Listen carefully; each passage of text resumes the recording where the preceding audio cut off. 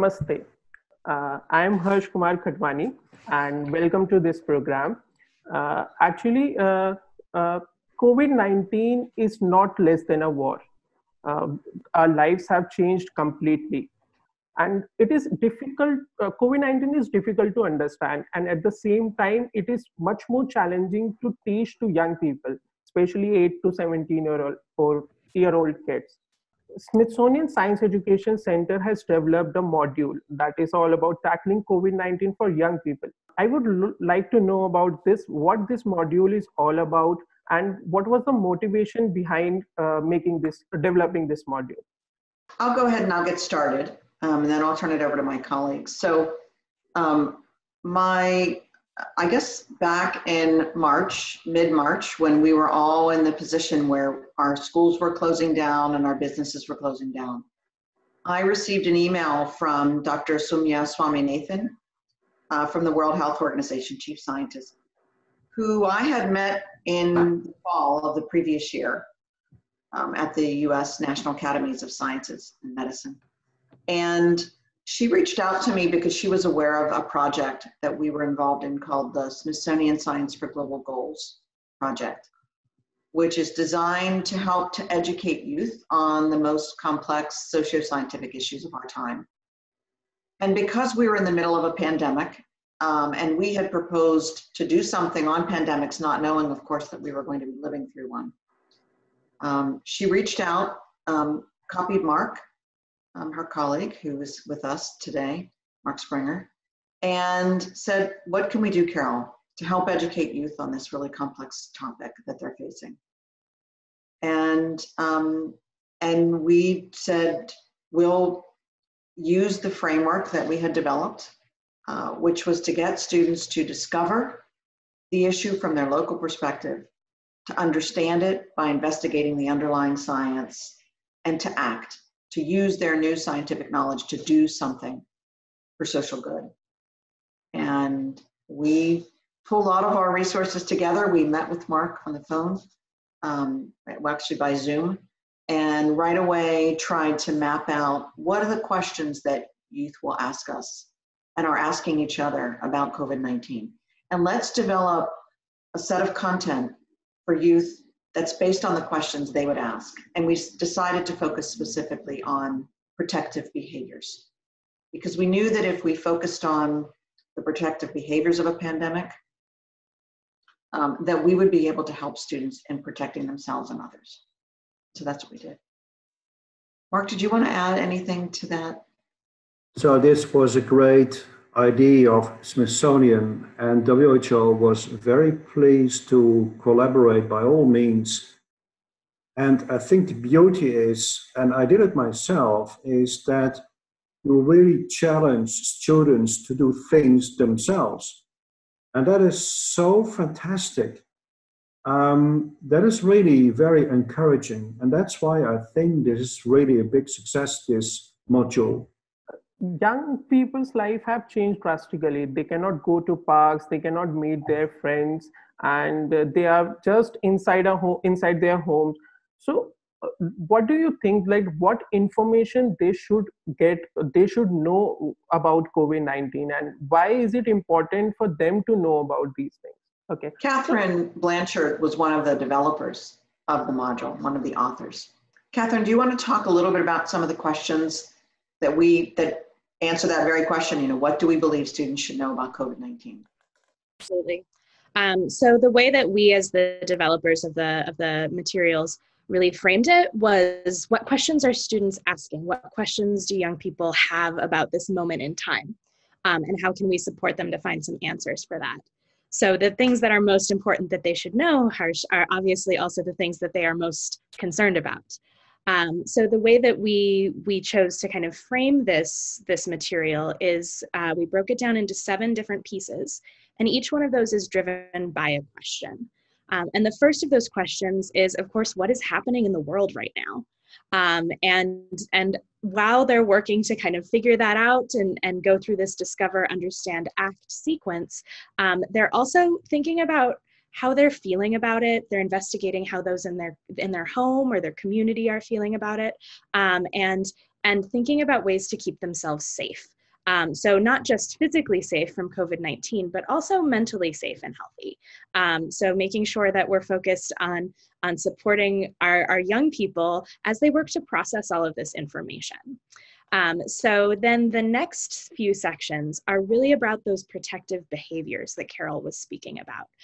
It's about why are we seeing people keeping their distance from each other in the street? Why are people staying 2 meters apart? Why are people covering their mouths and noses when they move around in public? Why are people washing their hands a lot? So why are people doing these things, but also how can these things help to protect us?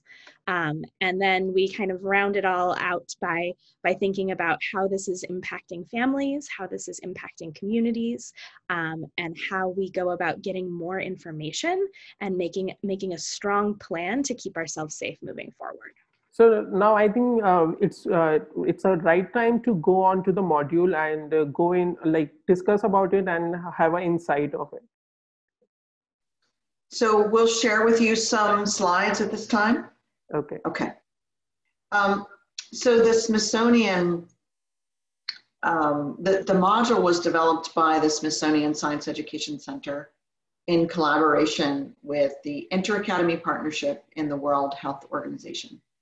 And the Smithsonian Science Education Center is the only organization at the Smithsonian that's focused specifically on youth and educating youth on science, but also many other issues that are focused on science. And our mission is to basically transform the teaching and learning of science. The Smithsonian does several things, the Smithsonian Science Education Center. We develop curriculum, we develop digital tools for youth, we try to create literacy series so that students are reading about science, and we also work with ministries of education, school districts, regions across the globe to help teachers in terms of their learning, their professional learning, their literacy, leadership development, et cetera. And this particular module, COVID-19, is just one of the tools that we've developed to help youth and their parents and their educators, their teachers, to better understand COVID-19. As Catherine mentioned, and I've mentioned as well as Mark, this particular module is focused specifically on the protective behaviors of COVID-19 and the underlying science of those protective behaviors. It is freely available, globally distributed. It's available in 24 languages now. And some of those languages are listed here in front of you. And that's thanks to the World Health Organization. So I wanted to stop there just for a second and help you understand, before we dig into the specifics of the science and how the module is framed, if Mark wouldn't for a minute talk a little bit about this process of collaboration and also translation, which is crucial. If you're going to focus on a global topic and you're going to deal with something that you're going to disseminate across the globe, and you want to develop it quickly, it's really hard to do that in just 6 weeks' time and to translate it into 24 languages. So the process was really important. So Mark, do you want to talk a little bit about how we went about translating the content? Yes, I think first of all, Smithsonian developed the content, and we mobilized at WHO the specific experts to really review this and to make some little changes if needed. That was one step. Second step was to translate this into several languages. Now, that was really a challenge because this is about 40 pages document. And the only way to do that as fast as possible was to establish teams that work together on the translation of the document. But there were a lot of challenges, like what kind of language do we use? Do we use formal language? Do we use informal language? What kind of jargon? So that required a lot of coordination. But finally, we were able to translate that in really a very short time. And of course, you need to check whether the language is correct. And this is not easy because if we are talking about a language like Xhosa, I don't have someone else who can just check this. So we had people, local people who were able to check that. And sometimes we had to make some adjustments. But this was a kind of crowdsourcing project because we had no big budget. So this was really a job that we all did together because we believe in this idea of Smithsonian. Yeah, and this combination of 3 developers, Catherine, correct? 3 authors of the module working very quickly to interview scientists across the globe, gather information. So we sent several sets of questions to those scientists. And Catherine, can you talk just for a minute about how we sent out these questions to these scientists, gathered this information, and how you as an author used this information to guide the development of the module? Absolutely. So, we were really dedicated to using the knowledge and best practices in the field of public health, but also the science that underlies the COVID-19 virus itself.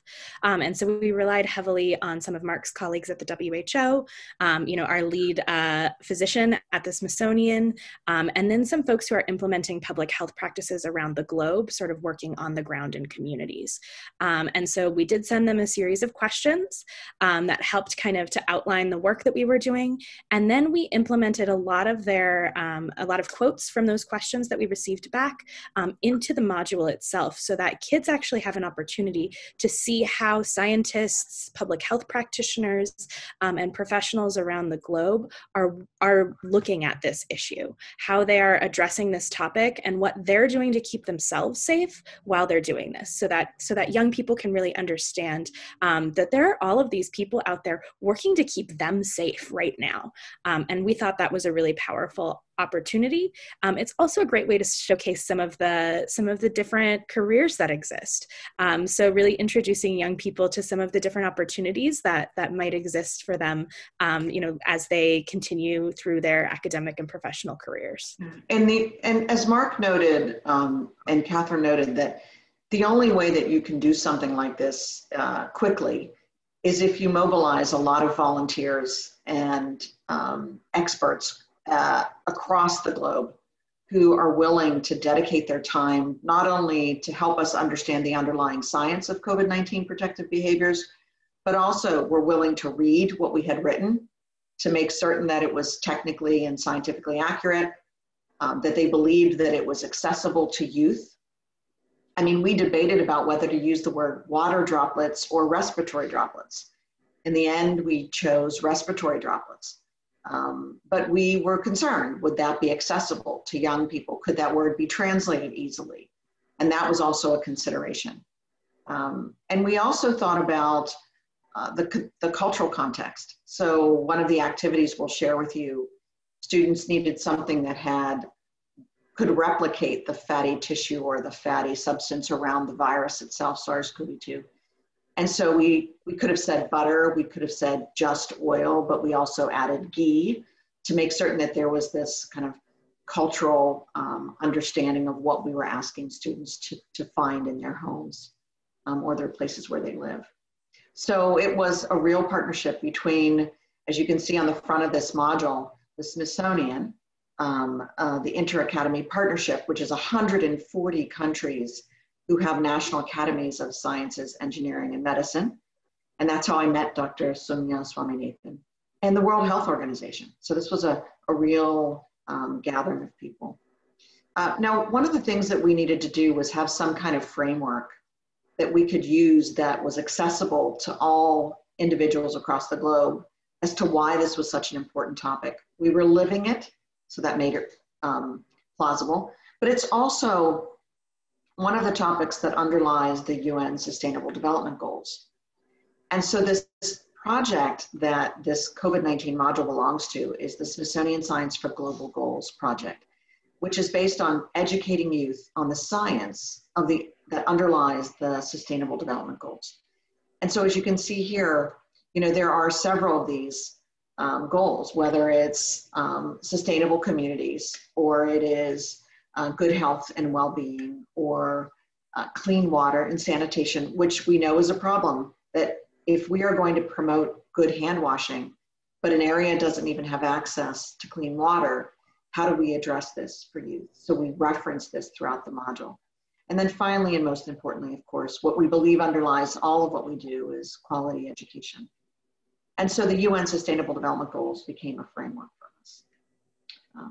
In addition, this idea of making sure that once we were finished, we could use each other's expertise to disseminate the content broadly. So we spent probably about 2 weeks writing a press release that would allow us to explain the relationship and the content and its free availability. And then we disseminated that through all of our networks, the InterAcademy Partnership through its 140 countries, the World Health Organization through its incredible access around the globe, and through the Smithsonian. And you can see here one of the references. And this was picked up immediately, and Harsh, you'll appreciate this, by about 54 major news outlets picked it up immediately and started to publish it and disseminate it. So we were very pleased with how widely it was being broadcast. This is just an image of the National Academies of Sciences, Engineering, and Medicine throughout the globe. And this is what the InterAcademy Partnership is. And so they helped to provide this technical review along with the World Health Organization, as well as looked at the human versions of the translated, machine learning versions of the translations. So I'll stop there, Harsh, in case you have any questions for us that you would like for us to clarify before we begin to dive a little bit into the activities themselves. Okay. So I would like to know that how you made sure that every the information is changing day by day. We are getting to know more and more things day by day about the virus. So how, while preparing this, while developing this module, so how you made sure that every information that which you are putting is accurate, or you are giving, you are putting like every information in it, or you are, or how you made sure that you are not losing any important information? I'll answer just a little bit of that, but I'll turn to my colleagues to contribute. I think that we stayed with some of the most basic underlying protective behaviors of not only COVID-19, but other things as well, flu or other infectious diseases. And we did try to stay with something that we believed none of us could predict, of course, how long this was going to last. I don't think any of us thought we would still be in this position in the fall, where we were continuing to need to educate students and their teachers about this. But I do think we tried to select very basic questions about COVID-19. And in our webinars, where we're disseminating it with other organizations, we do provide up-to-date information. And you'll see some of that in this particular set of slides we'll share with you. Mark, did you want to add anything to that?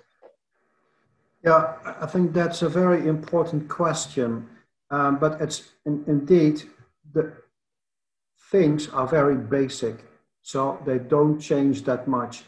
What we initially thought was that we could use machine translation, but you cannot use machine translation to develop really a text that can be interpreted by students. The quality, and we have tried to do that, the quality was too low. So this is translated by, let's say, people who really understand the language of children. That makes it, of course, very difficult to change it every time. But till now, there is really no need to make any major change because of changing insights. Yeah. Catherine, did you want to add anything to that? Yeah. So I think that, foundationally, Mark and Carol definitely kind of explained how we chose to include practices and public health measures in the module. You know, hand washing is always in fashion. It doesn't matter if there's COVID-19 happening or not. Being a good hand washer is always a good thing to do. But we also included a portion in the materials themselves that are about media literacy and information literacy. So being able to look at new information that's coming to you as this pandemic continues to evolve, and being able to evaluate that information and knowing, you know, what is a quality source, where is this information coming from, who can I trust, and being able to take in that new information in a really conscious way. And so a big part of how we will continue to move through this as we learn more about the virus is being able to reflect on the new information that's coming to us. Yes. So the way the module is structured is it's divided into these 7 tasks, which are all driven by these questions that we stated earlier. We were, in our research, found that were the most common questions students were asking at the time, because they had all 90% of the country, of the globe, students had been sent home. And so many of the students, as Catherine noted, were asking these most basic questions. You know, what's happening in the world around me? How can keeping distance from others help? How can covering my nose and my mouth help protect us? And how can washing our hands help? How's COVID-19 impacting our families and our communities?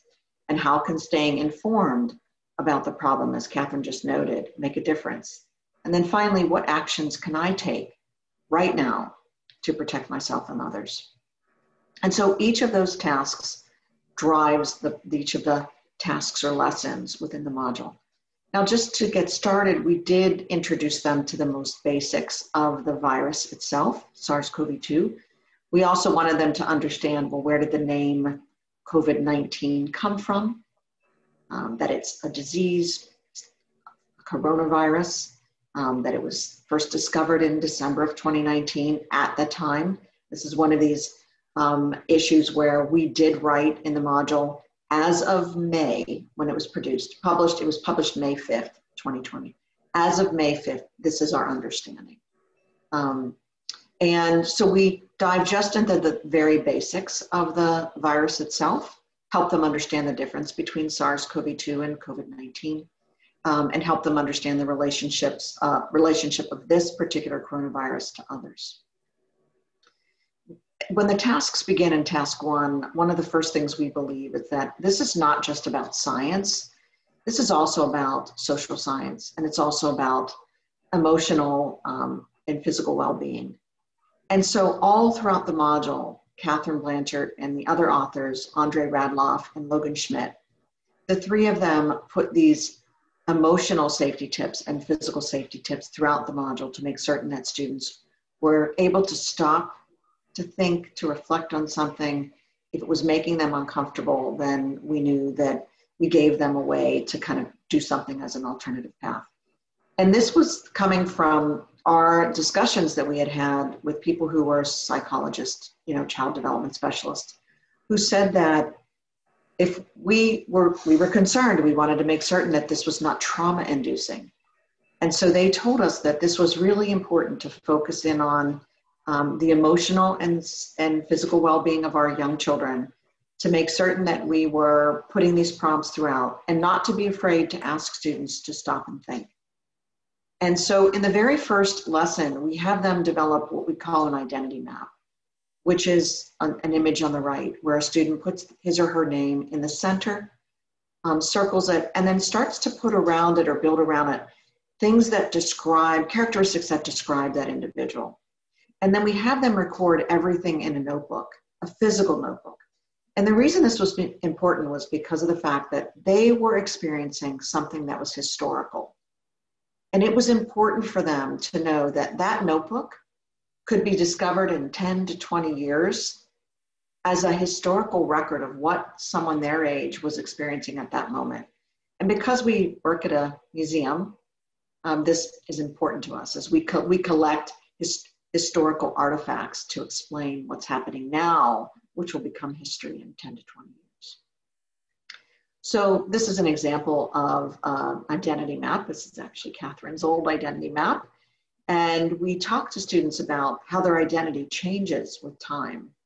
I'll use an example. Catherine, this is a sad story, but Catherine, you used to have a bunny, and that rabbit died. And so that's no longer currently part of Catherine's identity. Our identities do change over time. And we help students know how to make this identity map. And also, if they didn't have access to paper and pencil, if they wanted to create a physical identity map, what are the objects in your life that matter to you? Again, being at the Smithsonian, objects really matter. We have 154 million objects in our collection at our museums. And we know that objects tell powerful stories. So this is my identity map on the right. And I didn't have a mask in my identity map 7 months ago, but now it's a key part of my life. And so we ask students to think about, which item on your identity map is the most essential to your sense of self in this particular moment. And we also help them know that we had our scientists create identity maps. And we show students that there are things that are similar between you and scientists, even though you may be very different in your ages, you're different in terms of student versus a career professional, that there are things that link you to others. And that was important because if you're going to understand the protective behaviors of COVID-19, you have to have the perspective of others, of self and of others. And if you begin to learn that a mask not only protects you, but most importantly protects others, then this sense of self, this sense of other, was a crucial part of the module. So as we begin to dive into the tasks, we start to look at the specific science. So in task 2, when we ask the question, why do you need to be far apart from one another? Why do you need to physically distance? We help them understand that respiratory droplets are coming out of their mouth. So we have them do simple exercises like breathe on the phone, breathe on a mirror, breathe into a glass, and they feel it. And they can feel the water that comes out when they just breathe through their nose or breathe through their mouth or speak, talk, sneeze, cough. And this is important because the next lesson is about mask wearing. And sadly, we see a lot of people with their mask that's over their mouth, but they leave their nose exposed like this little guy behind me, these are 2 statues at our National Zoo and Conservation Biology Institute, and they covered them up with masks, and yet this little guy forgot that he's supposed to cover his nose as well. So we try to help students understand that these respiratory droplets come out of you just as you are breathing through our nasal passages as well. We then, this is something that's, we added because the science is changing over time, but there's strong evidence, of course, that respiratory droplets do travel approximately 6 feet. We have the students do an activity, a hands-on activity where they take a simple bowl of water and they turn and they flick that water onto a wall, and then they measure the number of droplets that reach the wall. And then they keep stepping further and further away from the wall or closer and closer, depending upon how they started. And they count the respiratory droplets and look at the mathematical relationship between the number of respiratory droplets and their distance. And they see that it is an inverse relationship. The closer you are, the more respiratory droplets can reach. The further away you are, the less likely those respiratory droplets are to reach that distance. And it's about 6 feet where they start to see it drop off. Now, this is a model. We talk with them about the limitations of a model, but modeling is an important part of scientific, teaching students the scientific practices. Then we begin to talk to them about and have them investigate, discover, understand, and act on this idea of protecting your noses and mouths. So they repeat that same activity with the water, only this time a parent or a significant other puts a cloth up in front of them. They repeat the activity and they know the cloth is now capturing those droplets. And so they now understand the underlying reason for why you place a mask over your nose and your mouth. This is something that we use in our presentations, which is a video that I shared with you, so you have the link to it. But It's a video from the New England Journal of Medicine from colleagues, from scientists at the MIT. And they demonstrate in a very simple video that when you breathe, speak, talk, that respiratory droplets will come out. But when you cover your mouth with a mask and your nose with a mask, those respiratory droplets decline. And they use laser lights to show those fine respiratory droplets. It's a wonderful video, which I can show to you when we're finished if you're interested. Catherine, do you want to take it from here?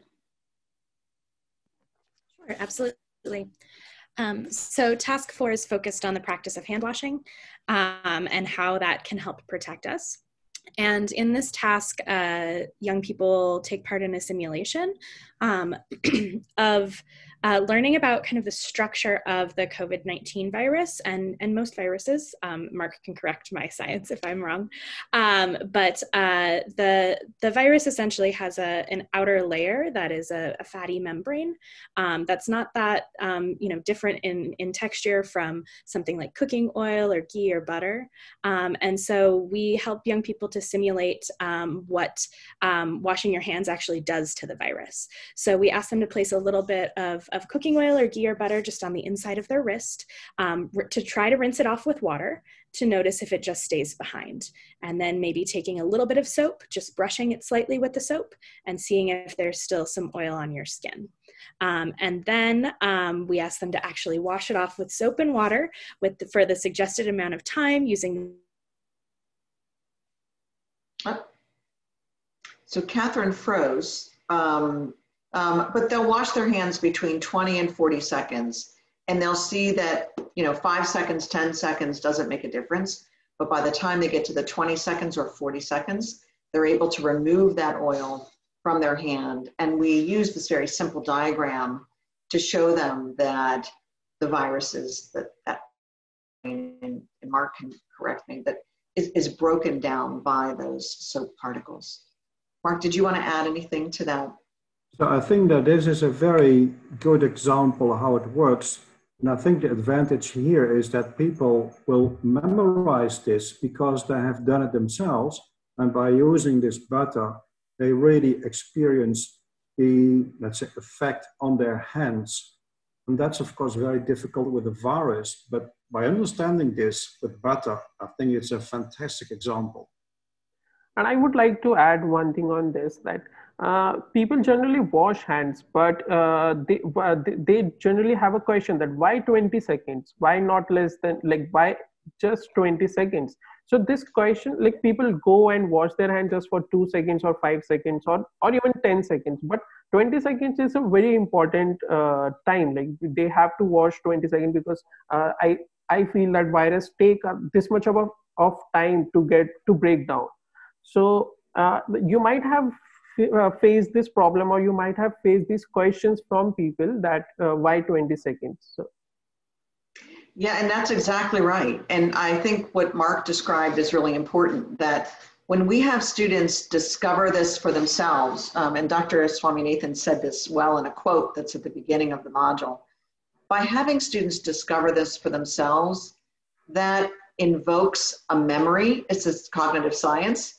That kind of physical activity invokes in them this memory of that activity. And each time they wash their hands, they were reminded, it took me 20 seconds, it took me a long time to get that oil off my hands. I've got to try to work at this and it motivates them to continue. And that's the goal. These are simple and crude models, but they're designed to do just that. Same thing with the flicking of the water. They're reminded, if I step back 6 feet, 2 meters, I'm far enough away that their respiratory droplets won't reach me. So they feel protected. We also help them understand contact tracing. So why is it that we keep hearing this term contact tracing? Where did it come from? What does it mean? And we help students, again, understand the relationship between the science, the social science, the math. So in this case, for example, we have students create their own contact tracing map for a day. So at the top of this map that a student drew, this is themselves at the top of the map. How many people did they come in contact with that day? Maybe it was their mother, their father, their sister. And then they have to interview those people to find out, well, how many people did you come in contact with today? Well, my mother came in contact with 5 individuals, my father, 2 individuals, my sister, 3 individuals. So while I only had direct contact with 3 individuals, I could potentially impact 13 individuals in one day.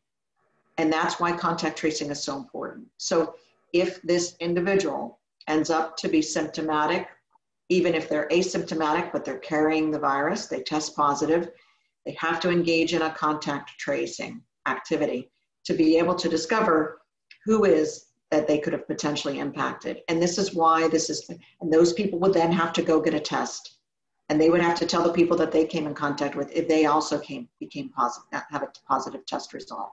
And so that's why testing and tracing are so important. And so we help them understand this by doing this simple activity of creating their own contact tracing map for the day. We also suggest to them that they could watch a show, a television show, follow one person in that show, and draw a contact tracing map for that one individual, so that even if they may not have access to someone else, they can go through the contact tracing activity. Task 6 is about how we can stay informed. Now, this is another example of something that we've added the science to the webinars in which we're teaching people about the module, even though the module itself may not have referenced it. So in this case, for example, in task 6, we're trying to help them address the infodemic, not just the pandemic, but they are being inundated with information about COVID-19, how to protect themselves. And we want them to know, well, how do you figure out what information you can trust and what information you may need to look more carefully at. And so what we have them do is think about claims that people are making, sources of information. So where do you get your information from? What claims are being made? And what evidence do you have to support that claim? And so, for example, in this diagram you see, or image you see, one of the claims being made is that COVID-19 is spread through large respiratory droplets or through respiratory droplets. On, what date is this? July 8th, 239 scientists from across 30 countries published a letter to the World Health Organization and said, we believe we have enough evidence that this is also spread through tiny droplets that linger in the air. So it's airborne transmission. And so the WHO, and Mark can talk about this, had to decide, do we say, okay, now we have emerging evidence that this is also spread through airborne transmission. And so this idea of what is the claim, what evidence do you have to support the claim, and what's the source? And that is a powerful tool for youth in terms of sorting through this infodemic. Mark, did you want to add anything to this? Also, I want to know one thing, that how large or how small particles are we talking about here? Yeah, I'm a little bit hesitant here because evidence is changing, and the real, let's say, difference between droplets and airborne transmission is not that clear. So I would like to refrain a little bit from that discussion, because at this moment, this is really, something under debate. But I do think it is causing some concern in the way people are using social media. So somebody that we know yesterday posted to social media, this is a friend of a friend, that the size of the droplets are so small that they can get through your mask, and that therefore masks are no longer necessary. And that is the fear of mishandling information. And so what we're trying to do with youth is not tell them the answer. For example, the module doesn't say this is the size of the respiratory droplet. What we do is we help them sort through information, and that's the goal. The new evidence, of course, is being addressed all the time, and we're trying to help these young students do this. So New evidence, for example, shows that a teacher who's standing under a ventilation system in which the air is being pulled up into a ventilation system that has a HEPA filter in it, for example, that would prevent the teacher's respiratory droplets from spreading to the students in his or her classroom. And so this is another example of new information that we didn't have when we wrote the module, but we share it with people during the presentation of the module. This is just one of many things. The last task is just where students begin to pull that information together to create their own integrated action plan. So in every single lesson or task, we have them discover the information by interviewing others or reading something. We have them understand by doing an activity, physical hands-on activity. And we have them act, right? So today we learned about mask wearing. What can you do to protect yourself by wearing a mask? What kind of mask will you wear? What will you choose? But at the end, it's now what will you do to create an integrated action plan? And that's important because we want them to build all of that information over time and begin to put together a new integrated action plan. So Catherine, this is perfect timing, excellent timing. So the next part of this is about how others use this material. And so Harsh, before we dive into this, do you have any other questions for us about the way the 7 tasks are structured? I feel that like these tasks are very important, and you have developed it very nicely. And see, yes, so definitely why you have kept the task 1 in the beginning, and like why you have kept it like this, why not in any other order? So much as we have the discover, understand, and act sequence in each of the tasks themselves, where young people, really learn about that problem in their community, understand the science behind it, and then find a way to take action on it, that same discover, understand, act sequence lasts throughout the whole module too. So in the beginning, we're really discovering and understanding, how students are feeling about this, what's going on in their own community. Then they're diving deeply into that science portion and the public health practices. And then finally, thinking about ways not only that we can take. So it creates this kind of continuum for young people to experience. And I'm not sure if Mark has any other thoughts on how we kind of worked to structure this. I know you had several debates about this as well, internally and externally. Oh, I think that this sequence makes sense. And that's why we did it that way. And I think, what I like is one of the last exercises to look for your own network, to do the contact tracing. This is very interesting because I think no one is aware of how many contacts you will have in a day. But if you start with that, it is really too complicated. It's better to start with hand washing, with a face mask, and so on. So that's why the sequence is, I think, the best order of dealing with the items. And even with the mask wearing, and Catherine may have mentioned this, but we were trying to decide, did we focus on mask wearing or physical distancing first? And we went back and forth with the scientists and the pedagogical experts to decide. In the end, with the model, it made more sense to first talk about physical distancing and then talk about face mask wearing so that you understood why you were staying back and why the mask would protect you. So Catherine, I'm going to go ahead and I'm going to go to the next slide and we can talk a little bit about the students taking action. So to kind of give you a little bit of a broad overview, we've had more than 2,000 educators who have interacted with us, and a number of parents as well who are doing this at home with their own children. This has been used in 35 countries and with over 50,000 students around the globe. And we actually anticipate that number is quite large, much bigger than 50,000 students because we don't have data on every single student that's using it. We only have the data on those who've contacted us directly.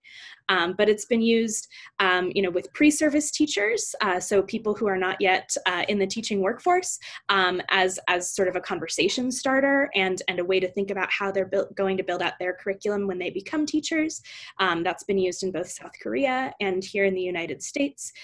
And then we've had a lot of business leaders who have been really invested in this work, who are going into after school programs or classrooms to engage young people with this material throughout Latin America, and also some in Asia as well. So that's kind of the broad overview. And here's just a lovely photo of some of our pre-service teachers in South Korea who are using the COVID-19 module as a foundation for their conversations in class, and also a way to kind of frame what they're going to be doing in the future. Yeah, and I just want to add that STEM is an acronym, you know, science, technology, engineering, and math is an acronym that we're now seeing all over the globe. And the idea that science, technology, designs of a mask, for example, engineering, you know, how do you engineer a solution to a problem to protect those respiratory droplets from spreading to others? The design of a mask, very carefully, 3-layered, as the WHO recommends, a waterproof material on the outside. So we help students understand kind of the integration of this, and the math, as we noted, around contact tracing or physical distancing. And these are all important within this particular module. And, you know, as we explained in task number 2, you know, students actually engage with some of these math and science practices. They, you know, measure their distance from a wall. They see how far respiratory droplets will move when they're simulated with the flick of a finger. And so these are some great photos of kiddos actually engaging in this around the globe. We can go to the next slide, Carol. But, you know, ultimately our goal is that students will be able to take action in their own local communities, and be able to help keep themselves safe, keep those in their home and their families safe, but also to share this material and this knowledge with their community. So this is a kiddo in Mexico who's created a TikTok video about wearing his mask. And he's got a great little dance and song to Another One Bites the Dust by Queen, and shares about the benefits of mask wearing. And it's interesting because I remember, Harsh, when we first got on the Zoom call with Mark and with Dr. Swaminathan, when we first met them to talk about this project, I remember Dr. Swaminathan was coming home from her job and she was walking, and she was just throwing out ways that we need to get kids to act. We need them to change their behavior. How do we get to young kids? And I remember her saying, you know, maybe we could do something on TikTok. And it was just this idea that the students are now doing this just as she predicted they would. This is how they share information, and she was very aware of that. And ultimately, that's what the purpose of this module is, to educate youth on the underlying science, using the knowledge from the scientific community, using activities that are hands-on and concrete representations for them that they'll remember for a long time, but getting them to act and do something. And this is just wonderful. Here, I want to ask you one thing, that we are talking about TikTok or any other social media platform. So I would like to know that there are all sorts of information, some are right and some are wrong. So how this module helps in making sure that the information they can disseminate between the right and wrong information. So how this module will help? That's a great question, and one that we also grappled with when we were creating this material. So in task number 6, how do we stay informed about the issue? There are actually, you know, protocols that you can go through when you are encountering new information.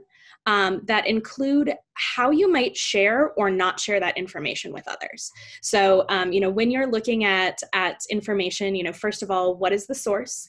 Is that the original source? If that's not the original source, go back to where the original source is. What is the date on that information? You know, when was this information released? You know, there's a great scientific American article about how coronavirus moves through the air, but it was published in May, and our knowledge has changed so much since then. So really thinking thinking about when materials became available and what those materials are.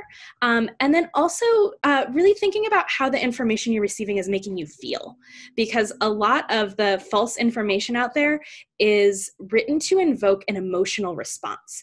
It's written to make you scared. It's written to make you angry.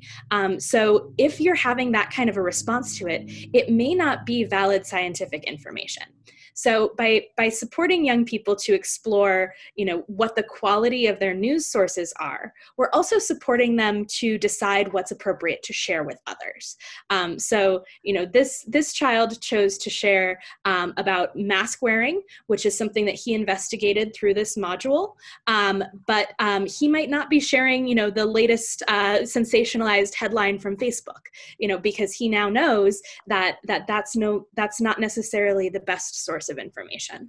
So I'll come back to this in just a second, but one of the important things for us is also when we begin to disseminate this, in some places, we've actually gotten pushback from people. This happened just one time, but it was enough to have an impact on me, which was that an individual made a decision that they were not going to disseminate this in their state. So this person kind of oversaw science education for the state, one of the states in the US. And the reason that was because this person believed it would be trauma-inducing. And if we talk about this COVID-19 with our young children, while they're experiencing it, it will be too trauma-inducing and too emotionally difficult. And so one of the things we try to do then is say, okay, so why is it important to teach COVID-19? And there are a couple of reasons. One, it's considered to be transdisciplinary in its approach to learning. Catherine's example that she just gave you is a perfect example of something that's transdisciplinary. So transdisciplinary meaning when you look at it, you really can't discern what is the discipline that's driving this practice. Is it science? Is it history? Is it social studies? Is it social emotional learning? Is it reading, writing, math? They are so intertwined that they look like a new discipline. And so that's our approach to this. These issues like pandemics are very complex socio-scientific issues, and it's important to take a transdisciplinary approach to it. So what Catherine just described could easily be something you'd see in a classroom where students are learning reading and writing. But this is in a science classroom, or it could be in a social studies classroom. And so we take this transdisciplinary approach. Students record their information in journals because it's a historical record, so they're reading and writing. We have them do experiments, science traditionally. We have them use math to understand contact tracing and physical distancing. We have them engage in social studies because it's civic engagement. They're using knowledge to do social good. And we're also having them talk about the experience of, you are experiencing history, that's social studies. In addition, you've heard both Catherine and Mark talk about the importance of this social emotional learning, that these emotional and physical tips are built throughout the module because teaching about COVID-19 can mitigate students' anxiety about the spread of a disease. But we also have to be sensitive to their social emotional needs as they're doing it. Stop, ask questions, gauge how they're feeling. We also believe that because COVID-19 is disproportionately impacting certain communities, that it's important to teach students and their families about COVID-19 and how to mitigate that impact. So in the United States alone, for example, and I'm certain that this is true of many places throughout the globe, people who live in poverty, people who are more likely to be disproportionately impacted by their health, are more likely to die from COVID-19. 1 in every 1,000 deaths right now is an African American. And if we continue at this rate, 1 in every 500 will be of African descent. And that is a disproportionate impact in the United States. And I know that that is true of other countries as well. And COVID-19, like any pandemic, is frightening. And so we believe that it's important that you have to keep your mind and your body healthy.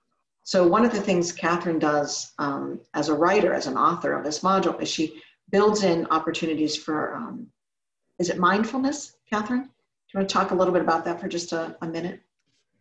Yeah, absolutely. So, at the very beginning, we really do talk about, how do you keep yourself physically safe from COVID-19, but also how do you keep yourself mentally safe?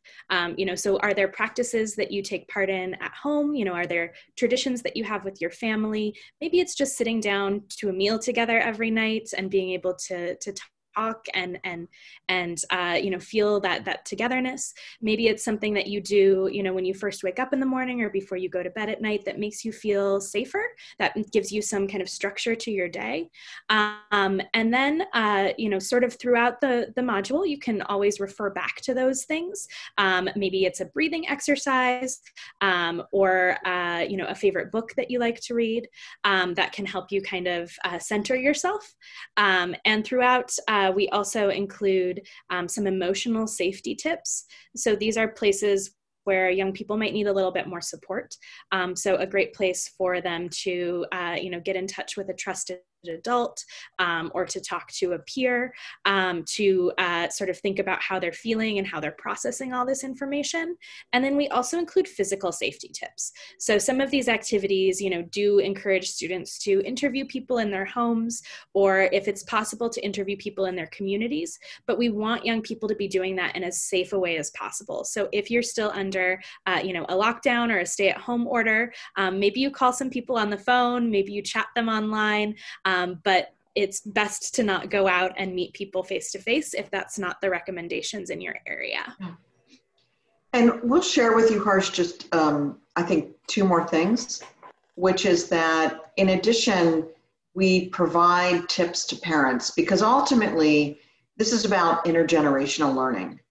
So while we're trying to increase students' scientific understanding, we're also simultaneously trying to change the understanding of adults. And that there's a lot of evidence that shows that students talking to parents actually leads to intergenerational learning. The parents learn from the students engaging in the activities. In addition, some experts at the Mayo Clinic talk about how do you talk to your children as parents or caregivers of some type about COVID-19. So they say, define what it is, explain how it spreads, talk about what's being done, take practical steps. And as Catherine said, keep a routine, stay calm, practice these activities. And if there's too much information, use the tips that Catherine talked about to prevent kind of understanding information overload or the rumors or how do I sort through the truth and the non-truth. And then, of course, through these conversations between adults and children, make certain that you have honest and accurate discussions with your children about COVID-19 so that they're not afraid of it and they know how to keep themselves safe. Ultimately, this is all about science. The Science Channel, you believe deeply in this. The World Health Organization, an incredible scientific organization, is trying to use science to protect us. And the foundation of this material is in science. While it's transdisciplinary, it's informed predominantly by science, but also by social science. And so we believe that one of the best ways to become comfortable with the changing state of the world is by arming yourself with knowledge and then using that knowledge to act to make a difference in the world, whether it's protecting yourself or others. And so, Harsh, I just want to quickly, if you don't mind, I want to make certain that we can thank always our funders. So when we started doing this, as Mark so eloquently said at the beginning, everything takes money. If you're going to pay people to work, you need money. We are a nonprofit at the Smithsonian. And so, when we decided to do this together, here we are, 2 massive nonprofits, throw in IAP, the InterAcademy Partnership, 3 nonprofits. And we knew that we needed resources to do this, but we didn't have them. And so we called up one of our funders, the Gordon and Betty Moore Foundation, and said, can we stop what we're currently doing under your grant? And can we repurpose it just for 6 weeks? We promise you we'll get this done. And we also promise you we'll keep looking for other resources. And we were able to do that. People believed, they saw the work we produced together, they believed in it, and people started to donate. And that's how the center works. We are a nonprofit. We do work for public good, but we rely on the donations of others. And so I just want to end by saying thank you to those donors that you see here. Thank you so much. And I feel this is certainly a great approach to teach children about COVID-19. I would like to ask you one question, that how one can access this module and how one can get benefited from this module? Yeah, absolutely. So this module is available, as Carol and Mark said, in 24 languages on our website, which you can see right there, ssec.si.edu/COVID-19. And so we have all of it downloadable as a PDF. So you can download it onto your laptop, you can download it onto your phone, and you can work through all of the different activities, either independently as a young person, with a small group of young people, or in a home or school environment. And we also have a really great form on that page. So it's hyperlinked right at the top of the page that asks folks to disseminate their information, or asks folks to record where they're disseminating their information. So if you are an educator or an educational organization and you're sharing this with lots of people, we want to know. And we want to know all about where you are sharing this material. Thank you, Carol. Thank you, Catherine. And thank you, Mark, for sharing this information and giving us your time. And moreover, I would like to thank you for creating this module, because this is a very important thing because this is for kids, young people. So, and that is very important. They should be informed. So thank you, and thank you for your time. Yeah, we really appreciate it. All right. Thank you. Thanks for your time. Take care.